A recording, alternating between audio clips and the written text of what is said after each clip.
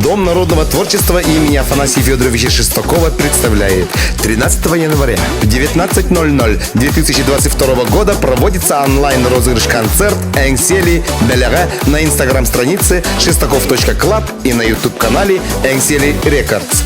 Гости праздника Алексей Егоров Эркёнь, Варя Максима. Во время концерта проводится розыгрыш новогодних подарков от Деда Мороза. Участок в микрорайоне Нелягер, 15 соток. Жеребенок 2022 года рождения. Ружье МР-155.